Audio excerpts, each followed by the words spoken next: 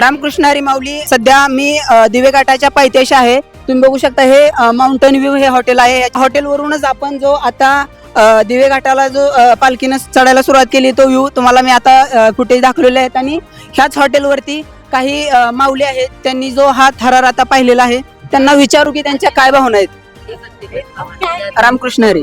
रामकृष्ण हरी. आता तुम्ही इथून पालखी गेलेला जो म्हणजे पालखी निघालेले ते बघितलं, काय भावना आहेत तुमच्या?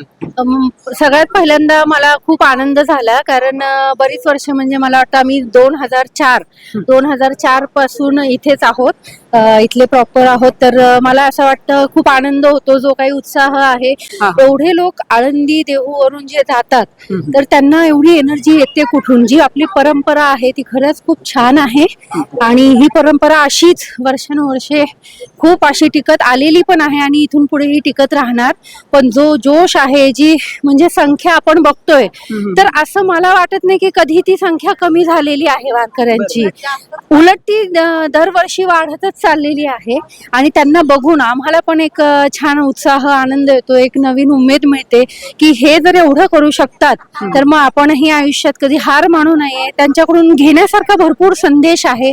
तर मला असं वाटतं की प्रत्येकाने त्यांच्याकडून घेण्यासारखा संदेश आहे आणि आपण पण जीवनात असंच काहीतरी प्रगती करत जावं, चांगल्या वाटेवर आपण जावं, हीच माझी ईश्वरचरणी प्रार्थना आहे.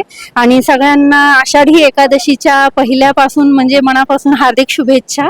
तुम्ही बघू शकता की यांनी त्यांच्या भावना व्यक्त केल्या की हे एक 2च मिनिटाचा क्षण असतो, परंतु जी पालखी वर जाते असे तोच त्यांना जो जल्लोष असतो, तो उत्साह असतो, तो त्यांना वर्षभर ऊर्जा देत असतो, असे त्यांच्या भावना आहेत. आपल्या बरोबर अजूनही काही माऊली आहेत, त्यांना पण आपण विचारू की आता सध्या तुम्ही इथं फुगडी खेळत होता, किती आनंद झालाय? खूप जास्त झालाय आनंद.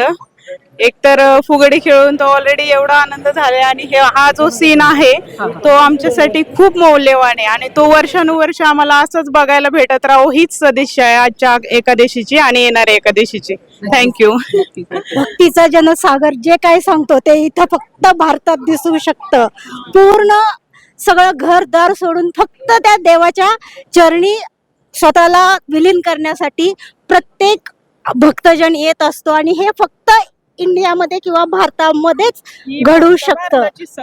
आता म्हणजे लंडन वरून पण एक वारी विविध 11 देश ओलांडून इथं येते, तर ह्याच्याविषयी तुम्हाला माहिती आहे का? तुम्ही ऐकलेलं होतं. म्हणजे हेच जगामध्ये ही आपली पंढरीची वारी जगात लय भारी. तर तुम्ही बघू शकता हे सर्व माऊलींनी त्यांच्या ज्या भावना आहेत त्या व्यक्त केलेल्या आहेत. पुढच्या भागामध्ये जो दिवे घाटामधला जो थरार आहे तो आता पाहणार आहोत. तर पाहत रहा महाचर्चा. धन्यवाद.